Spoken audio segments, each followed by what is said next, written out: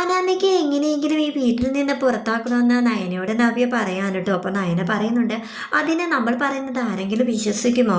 നമ്മൾ എന്തെങ്കിലും പറഞ്ഞു കഴിഞ്ഞാൽ അവസാനം നമ്മളായിരിക്കും പുറത്ത് പോവുകയെന്നൊക്കെ ഇങ്ങനെ പറയാൻ കേട്ടോ. അപ്പോൾ നവ്യ പറയുന്നുണ്ട്, അത് പിന്നെ അഭിയും അമ്മയും കൂടി സംസാരിക്കുന്നതൊക്കെ ഞാൻ ഫോണിൽ റെക്കോർഡ് ചെയ്തിട്ടുണ്ട്, ഞാനത് എല്ലാവരെയും കാണിക്കുമെന്നൊക്കെ പറയാൻ കേട്ടോ. പക്ഷേ അഭി ഇതെല്ലാം കേൾക്കുന്നുണ്ടായിരുന്നു. അങ്ങനെ അഭി വന്നിട്ട്, എടി നീ എന്താ ഈ പറഞ്ഞത്? അപ്പോൾ ഞാനും എൻ്റെ അമ്മയും കൂടി സംസാരിക്കുന്നതൊക്കെ നീ ഒളിഞ്ഞിരുന്ന് കേൾക്കുകയായിരുന്നു എന്നൊക്കെ ഇങ്ങനെ പറയാൻ കേട്ടോ. അപ്പോൾ നവ്യ, എടാ ഇത്രയും നാളെ നീ എന്നെ ചതിക്കുകയല്ലായിരുന്നു, നിനക്ക് എല്ലാ വിവരങ്ങളും അറിയാമായിരുന്നല്ലോ, എന്നിട്ട് നീ എൻ്റെ അനിയത്തിയെ വെറുതെ കുറ്റപ്പെടുത്തിയില്ലേ, എൻ്റെ അനിയത്തിയാണ് പാലിലെ വിഷം കൊടുത്തത് എന്നൊക്കെ.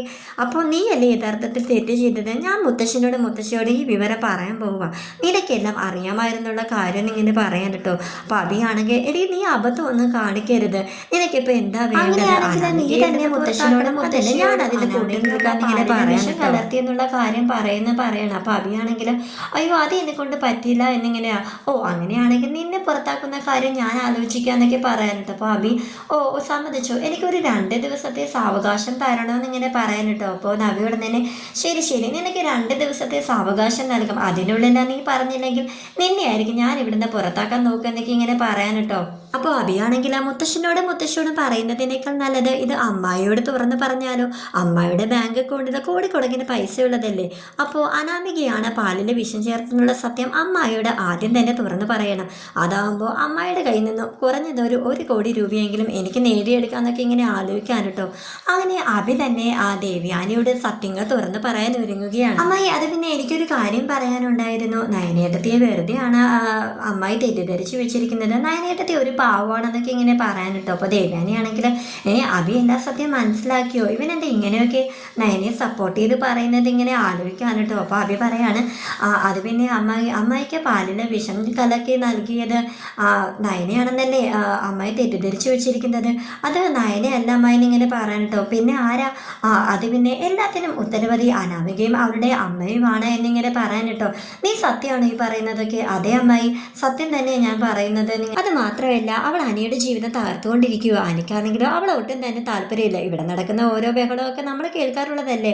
അപ്പോൾ ദേവയാനിയാണെങ്കിൽ, അതൊക്കെ പറഞ്ഞത് ശരിയാണ്, എന്നാലും അവളാണെന്ന് എനിക്ക് വിശ്വസിക്കാനാവുന്നില്ല, എൻ്റെ അമ്മായി വിശ്വസിച്ചേ മതിയാവുമെന്നും പറഞ്ഞ് അനാമികയുടെ അമ്മയും കൂടെ ചെയ്തു കൂട്ടിയ പ്രവൃത്തികളൊക്കെ അവൻ ഓരോന്നായി പറഞ്ഞുകൊണ്ടിരിക്കുകയാണ് കേട്ടോ. അതേ അമ്മായി, നയനെയും നന്ദുവിനെയൊക്കെ ഒരുപാട് ഉപദ്രവിച്ചിട്ടുണ്ട്, നന്ദുവിനെ തട്ടിക്കൊണ്ട് പോയതൊക്കെ അനാമികയുടെ അച്ഛനാണ്, അനാമികയുടെ അച്ഛനും കൂടിയാന്നൊക്കെ പറയാൻ കേട്ടോ.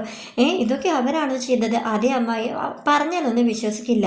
പിന്നെ എനിക്ക് വേറൊരു സത്യം കൂടി പറയാനുണ്ട്, അവർക്ക് ഈ പറയുന്നത് പോലെ സ്വത്തോ പണമോ ഒന്നും തന്നെയില്ല, അവർ ഈ വീട്ടിൽ അനന്തപുരിയിലെ മരുമകളായിട്ട് ഇങ്ങോട്ടേക്ക് വന്നത് തന്നെ ഇവിടുത്തെ ആളാവാൻ വേണ്ടിയിട്ട് മാത്രമാണ്, അല്ലാതെ അവർക്ക് ഈ പറയുന്നത് പോലെ സ്വത്തോ പണമോ ഒന്നും തന്നെയില്ല, വെറുതെ അന്നയുടെ ജീവിതം തകർന്നുകൊണ്ടിരിക്കുകയാണ്, നന്ദുവിനെ തന്നെ ആലോചിച്ചാൽ മതിയായിരുന്നു ഇങ്ങനെ പറയാൻ കേട്ടോ. ഇതെല്ലാം കേട്ട് ദേവയാനി അനാമിക വരുന്നത് കണ്ടപ്പോഴത്തേക്കും അനാമിക കയറി ഇങ്ങനെ പിടിക്കാനുണ്ട്. എടി നീ എന്നെയും എൻ്റെ കുടുംബത്തെയൊക്കെ ചതിക്കാൻ നോക്കുവാണല്ലേ എന്നിങ്ങനെ പറയാനുണ്ട്. അയ്യോ അമ്മ, ഇത് എന്താ ഈ കാണിക്കുന്നതെന്ന് പറഞ്ഞ് അനാമിക ഇങ്ങനെ കരയാൻ കേട്ടോ. നീ ഒന്നും പറയണ്ടേ, ഇപ്പം തന്നെ നീ ഈ വീട്ടിൽ നിന്ന് ഇറങ്ങിയേ പറ്റത്തുള്ളൂ എന്നിങ്ങനെ പറയാൻ കേട്ടോ. അപ്പോൾ അവളെ ഇങ്ങനെ ചവിട്ടി ഇങ്ങനെ താഴത്തേക്ക് ഇങ്ങനെ എറിയാണ്. അപ്പോൾ മുത്തശ്ശനും ഇങ്ങനെ കണ്ടുകൊണ്ട് വന്നിട്ട്, ദേവേനെ നീ ഇതെന്താ ഈ കാണിക്കുന്നത്?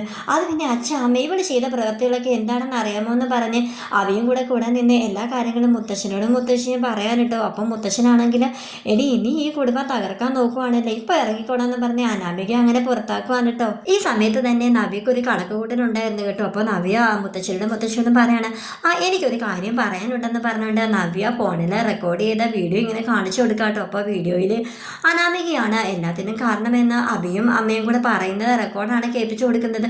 അപ്പോൾ മുത്തശ്ശൻ ഇങ്ങനെ അഭിയോട് ഇങ്ങനെ ചോദിക്കുകയാണ്, എടാ നിനക്ക് മുമ്പ് ഇതിനെ പറ്റി എല്ലാം അറിയായിരുന്നു, എന്നിട്ട് നീ ഇപ്പോഴാണ് ഇതെല്ലാം പറയുന്നത്, അപ്പോൾ നിനക്ക് ഇതിൻ്റെ പിന്നിൽ എന്തോ ഒരു ഉദ്ദേശം ഉണ്ടായിരുന്നല്ലോ എന്നൊക്കെ ഇങ്ങനെ പറയാണ്.